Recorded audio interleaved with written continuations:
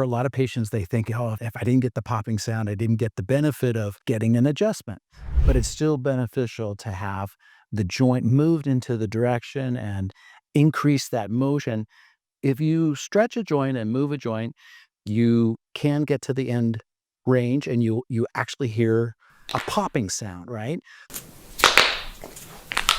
That's what they call a manipulation. The manipulating the joint, you hear that audible. Now, when we're working on a patient, we might stretch a joint or move a joint in a direction and you don't hear that sound.